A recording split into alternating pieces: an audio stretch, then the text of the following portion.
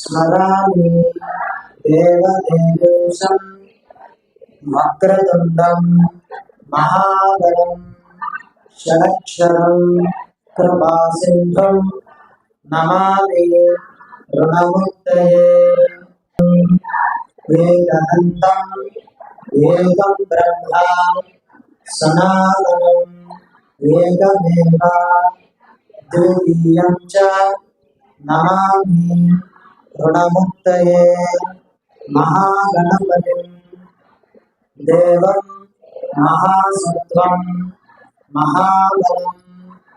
महाविघ्नहरं शम्भोः नमामि ऋणमुक्तये कृष्णाम्बरं कृष्णवर्णं कृष्णगन्धा अनुलेपनं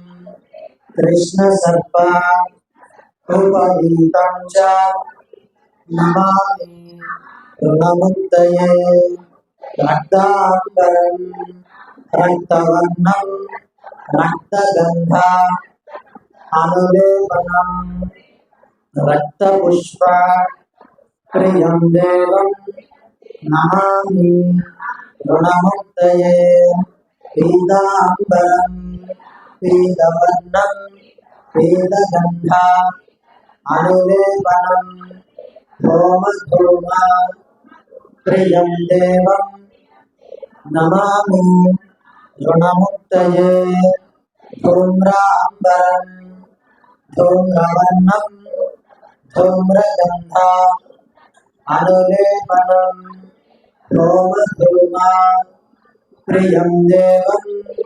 नमामि ऋणमुक्तये फालनेत्रं फालचन्द्रं पाशाङ्कुश धरं विभुं चामरा अलङ्कृतं देवं नमामि ऋणमुक्तये इदं ऋणहरं स्तोत्रं सन्ध्यायां यः पठेत् नरः षण्मास अभ्यन्तरेणैव ऋणमुक्तो भविष्यति।